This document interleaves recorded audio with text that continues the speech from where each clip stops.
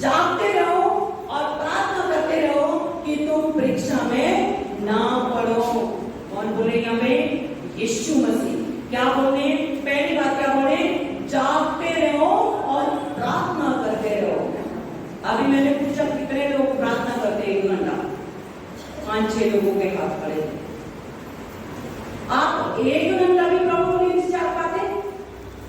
और रिक्वायरमेंट आपकी बहुत बड़ी बड़ी है। सब कहते हैं सिस्टर ऐसी ही प्रार्थना करना। मैं अगर रात दिन भी आपके लिए दुआ करूं तब भी परमेश्वर मेरी नहीं सुनेगा आप लोगों के लिए, जब तक आप कम से कम 1 घंटा दुआ ना करो अपने लिए। प्रभु को भी ये बात अच्छी नहीं लगेगी हम यहाँ पे फास्टिंग प्रेयर में तुम्हारे लिए दुआ करें, रात भर जाग जाग के दुआ करें, ऑल नाइट प्रेयर करें, तुम आराम से सो रहे तो प्रभु तुम्हारी प्रार्थना को सुनेगा।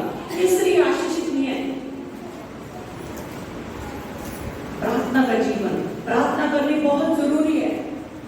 यीशु मसीह के जीवन से सीखे, वो स्वर्ग का परमेश्वर हो करके वो स्वर्ग का सिंहासन छोड़ के इस जगत में आया, वो धनी होकर हमारे लिए निर्धन बना। वो स्वर्ग का परमेश्वर होकर भी हमारे लिए प्रार्थना कर आज भी कर रहा है। वो निरंतर प्रार्थना करता था। यहाँ पे लिखा है यीशु मसीह ने क्या बोला? जागते रहो और प्रार्थना करते रहो। क्यों बोला यीशु मसीह ने कि जागते रहो और प्रार्थना करते रहो? जागने का मतलब ये नहीं होता कि आप 24 घंटे जागो, 7 दिन जागो, 12 महीने जागो। रात परमेश्वर ने सोने के लिए दी है, लेकिन कभी कभी रात में भी हमें जाग करके प्रार्थना करनी चाहिए। आपको मालूम है जितने जादू तंत्र मंत्र करने वाले होते हैं वो रात को ही करते हैं। जब आपका टाइम गहरी निद्रा का होता है, उनका टाइम जादू करने का शुरू होता है। उसके बाद जब सुबह सो के उठते आपका एक पैर गाँव में नहीं करता। क्यों?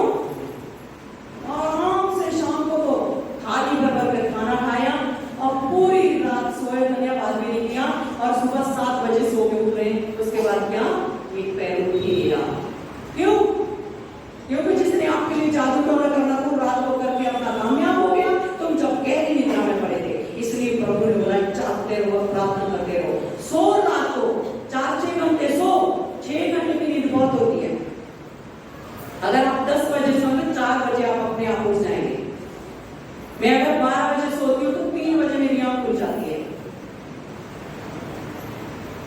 10 बजे सोओगे तो सुबह 4 बजे आप उठोगे। प्रभु ने इसलिए बोला जागते रहो। एक जिक्र किया बाइबल में कि खेतों में बीज बोया गया और जब उन्होंने देखा, जब फसल आई तो देखा उसमें जंगली बीज भी आए। कैसे आए? जंगली बीज। वहां पे लिखा कि जब वो सो रहे थे तब दुष्ट ने उसमें जंगली पौधे भी डाल दिए। जब आप सो रहे होते थोड़े बेच के बिना प्रार्थना करे, दुआ बंदगी का जीवन नहीं है, वचन का जीवन नहीं है, तब शत्रु काम करता है, तब जादूपन आपके जीवन में काम करना। अदरवाइज वो आपको छू नहीं सकता, क्योंकि गिनती 23 में कहा है कि याकूब के वश पे कोई भी मंत्र नहीं चलेगा, लेकिन याकूब की तरह वफादार प्रार्थना करने वाला कोई जीवन होना चाहिए। अगर आप प्रार्थना करने वाले, रेगुलर प्रार्थना करने वाले हैं, आप जब सो रहे होंगे स्वर्गदूत आपके पास खड़े होंगे। वो जादू करने का असर आप पे नहीं होने देंगे, वापस वही ताना उसी पे पड़ेगी जो कर रहा होगा। जब आपका जीवन ही नहीं है तो स्वर्गदूत भी आपके पास नहीं है, परमेश्वर का अनुग्रह भी आपके पास नहीं। इसलिए प्रभु ने क्या बोला? जागते रहो और प्रार्थना करते रहो। क्यों बोला कि प्रार्थना करते रहो? आगे लिखिए दूसरी बात कि तुम परीक्षा में ना पड़ो। हालेलुया। इसलिए जागना है, लिखा कि जागते रहो और प्रार्थना करते रहो कि तुम परीक्षा में ना पड़ो। यहाँ पे यीशु मसीह ने ये नहीं बोला कि जागते रहो और प्रार्थना करते रहो कि परीक्षाएं नहीं आएंगी। यहाँ पे बोला कि तुम परीक्षा में ना पड़ो, और बात लिखी कि परीक्षाएं आएंगी। हर एक विश्वासी के ऊपर आएंगी परीक्षाएं, आजमाइश होगी, परमेश्वर सबका टेस्ट लेगा। लेकिन क्या लिखा है? ताकि तुम परीक्षा में ना पड़ो, उस परीक्षा में तुम खरे निकल जाओ।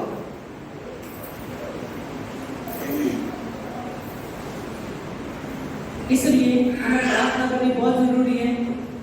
सुबह 4 बजे क्योंकि 5 बजे जितने बजे भी आपको एक साथ एक घंटा प्रभु के साथ बिताओ। आगे की बात लिखी है, आत्मा तो प्यार है परंतु शरीर दुर्बल है। हालेलुया। इसलिए प्रार्थना नहीं कर पाते। आत्मा तो चाहता है कि मैं प्रार्थना करूं, क्योंकि आत्मा जो है वो परमेश्वर का है। आत्मा प्यार बिल्कुल उसको प्रार्थना करने की भूख प्यास है, वचन पढ़ने की भूख प्यास है। आत्मा हमारा चाहता हूं सुसमाचार सुनाए, हमारा आत्मा चाहता हूं बड़े बड़े काम प्रभु के लिए करें, हम बड़े बड़े दानों से प्रभु की महिमा करें, हम अपना पूरा दसमस निकाल करके प्रभु को दें। लेकिन हमारा शरीर वो नहीं चाहता कि आप कुछ करें। आत्मा में लगता है कि आपका मन करता है मुझे उठ के प्रार्थना करनी चाहिए 5 बजे, और शरीर में इतना आलस, इतना अकड़न, इतनी सुस्ती कि थोड़ी देर और सो जा, क्योंकि आपने अपने शरीर को ऐसा बना दिया, अब वो आपका शरीर आपकी बात नहीं मानेगा। आपको बस में कर लिया है, अब आपका शरीर पे कोई कब्जा नहीं है, वो आपके आपे से बाहर हो गया। अब आप कुछ नहीं कर सकते, अब आप करना भी चाहे तो भी नहीं हो सकता। इसलिए प्रभु ने कहा है आत्मा क्या है परंतु शरीर क्या है, दुर्बल है, कमजोर है, आलसी है, सुस्ती पड़े हुए हैं। इसलिए आत्मा के द्वारा शरीर पर विजय पाना सीखो। प्रार्थना के द्वारा जब आप प्रार्थना करोगे, रेगुलर प्रार्थना करोगे, प्रभु से कि परमेश्वर मुझ पे अनुग्रह कर, परमेश्वर की इच्छा को जानेंगे। प्रार्थना का मतलब था परमेश्वर की इच्छा को जानना, कि परमेश्वर हमसे कैसा जीवन चाहता है, कि परमेश्वर हमसे कैसा चाहता है कि हम प्रभु के लिए काम करें। उसकी इच्छा को जानना बहुत जरूरी हो गया। इसलिए प्रार्थना करनी बहुत जरूरी है, और आलस सुस्ती को दूर करो। यीशु मसीह का आना बहुत निकट है। अगर आप सोच रहे हैं कि अभी बहुत टाइम है, अभी क्या पता कब आ जाए यीशु मसीह, वो कभी भी आ सकते हैं। इसलिए हमें अपना एक एक जो समय हमारा वो बहुत कीमती है। हमें सुस्ती में, आलस में, निद्रा में नहीं पड़ना, भोग विलास में नहीं पड़ना।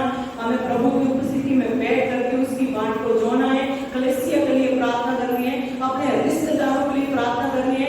उस दिन जब आप यीशु मसीह के न्याय के सामने खड़े होंगे, उस दिन आप सबसे लेखा दिया जाएगा कि आपके रिश्तेदार जिनके बीच में आप उठते बैठते खाते पीते थे, आपके भाई जिनकी आप हर साल कलाई पे राखी बांधते थे, क्या आपने उनको बचाया? क्या आपने अपने पड़ोसी को मेरे बारे में बताया? क्यों नहीं बचाया? क्यों नहीं उनको बताया? उस दिन परमेश्वर आपसे लेखा लेगा, और आपके सर जो है शर्म के बारे झुके होंगे। हालेलुया। प्रभु ने कहा ना बोलने वाला ना सींचने वाला, बनाने वाला ही सब कुछ है जो परमेश्वर है। प्रभु ने कहा कि कोई भी अपने आप से प्रभु के पास नहीं आ सकता जब तक पिता उसे खींच न लाए। हमारा काम है सुसमाचार सुनाना, गलत चीजों का खंडन करना, विरोध करना कि हम ये नहीं कर सकते, तुम्हें चाहे अच्छी लगे चाहे बुरी लगे, क्योंकि जीवन देने वाला और उद्धार करना, स्वर्ग के राज्य में ले जाने वाला यीशु मसीह को हम जानते हैं। आगे एक बात लिखी है, फिर उसने दूसरी बार जाकर यह प्रार्थना की है, मेरे पिता यदि ये मेरे पिए बिना नहीं हट सकता तो तेरी इच्छा पूरी हो। यहाँ पे गत्समनी की बात जिक्र किया गया है। यीशु मसीह अपने चेलों के साथ गत्समनी के बाग में गए, और यीशु मसीह ने अपने चेलों को बोला कि तुम यहाँ पे ठहरे रहो और जागते रहो और प्रार्थना करते रहो। और यीशु मसीह थोड़े से दूर जाके प्रार्थना कर लेंगे। चेलों को नहीं था पता कि क्या होने वाला आज की रात। यीशु मसीह जानते थे कि आज की रात मुझे लोग पकड़ के लेके जाएंगे और मुझे दर्दनाक मृत्यु सहनी होगी।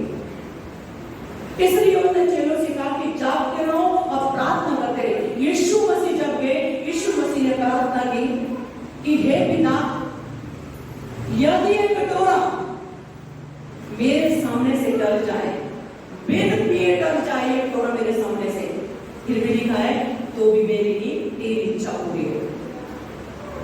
वो परमेश्वर था यीशु मसीह, वो आत्मा परमेश्वर थे, शरीर मनुष्य का था। उन्हें भी डर लग गया था। अगर आज आपको बोला जाएगा कि आपको फांसी होनी है, किसी मनुष्य को कह दिए कि तुझे सजा मिली है, कोई कैदी को, अब तुझे आज दिन के 12 बजे फांसी होनी है, सोचिए उसके घबराहट के बारे में दम निकलने वाला होगा। ऐसे यीशु मसीह, उन्हें पता था कि वो समय निकट आ गया और यीशु मसीह जब प्रार्थना करेंगे वो